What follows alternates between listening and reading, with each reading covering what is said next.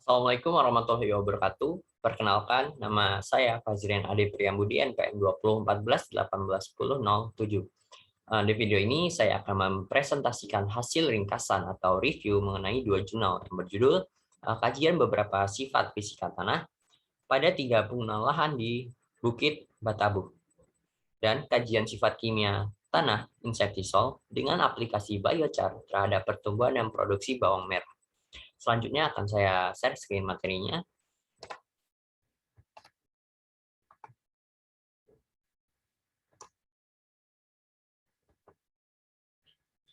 Baik, jurnal yang pertama yaitu kajian beberapa sifat fisika tanah pada tiga penggunaan lahan di Bukit Batabu.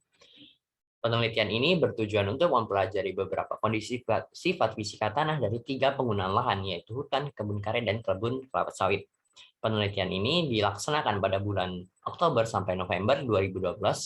Daerah pengambilan sampel meliputi tiga penggunaan lahan, yaitu hutan, kebun karet, dan kebun kelapa sawit di Bukit Batabu, Kecamatan Kuantan Mudik, Kabupaten Kuantan Singingi. Hasil dari berat volume secara kriteria adalah sedang dan ruang pori tanah berada pada kriteria sedang dan rendah. Tanah yang memiliki kandungan bahan organik yang lebih tinggi akan memperbaiki sifat fisik tanah dan berdampak terhadap penurunan berat volume tanah tersebut. Tingginya total ruang pori juga disebabkan oleh hutan yang mendapat sumbangan bahan organik lebih banyak yang berasal dari guguran daun dan jaringan tanaman yang lain telah mati. Jadi simpulannya adalah berdasarkan hasil penelitian yang dilakukan pada tiga pengguna lahan yang berbeda, berat volume dan ruang pori total pada lahan hutan lebih baik jika dibandingkan dengan penggunaan lahan kebun karet dan lahan kelapa sawit. Selanjutnya yaitu jurnal kedua yang berjudul Kajian Sifat Kimia Tanah, Insektisol, dan Aplikasi Biochar terhadap Pertumbuhan dan Produksi Bawang Merah. Biochar merupakan substansi arang kayu yang berpori atau porus. Biochar dapat ditambahkan dengan tanah.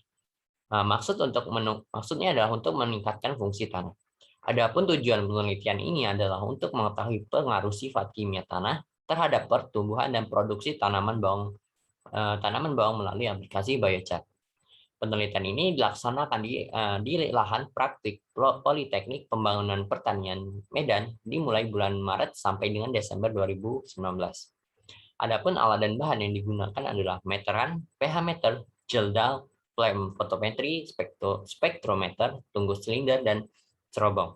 Biochar yang bersumber dari sekam padi dan tongkol jagung, pupuk kandang yang bersumber dari kotoran sapi, bibit bawang merah varietas unggul lokal Brebes. Untuk C organik, nilai tertinggi pada aplikasi BS adalah 2,37%, sedangkan terendah adalah BJ 1,34%. Untuk KTK, nilai tertinggi pada aplikasi BJ yaitu 15,86 cmol per kilogram, sedangkan terendah yaitu BJ PK yaitu 8,58 cmol per kilogram. Untuk KB nilai tertinggi yaitu BJ PK yaitu 449,30, sedangkan terendah yaitu BS 102,95.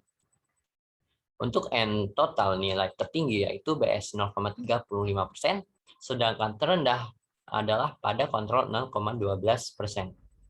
Untuk P tersedia, nilai tertinggi pada BSPK yaitu 700,74, sedangkan terendah pada kontrol 43,64.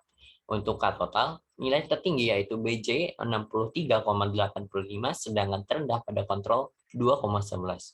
Jadi simpulannya adalah pemberian berbagai biochar pada insektisol menunjukkan kandungan P tersedia tanah berada pada kisaran tinggi sampai sangat tinggi.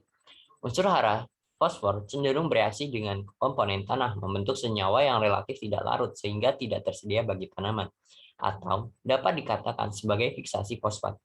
Fiksasi fosfat mengakibatkan bentuk pengikatan P. Hal ini sangat dipengaruhi oleh tingkat kemasaman tanah. Berikut adalah daftar pustaka dari kajian beberapa sifat fisika tanah pada tiga penggunaan lahan di Bukit Batabu yang ditulis oleh Erlina, dan kajian sifat kimia tanah insektisol dengan aplikasi biochar terhadap pertumbuhan dan produksi bawang merah yang ditulis oleh Fiennes dan kawan-kawan. Baik, sekian presentasi dari saya. Apabila terdapat kesalahan kata, saya mohon maaf. Dan saya akhiri wabillahi taufiq wal hidayah. Wassalamualaikum warahmatullahi wabarakatuh.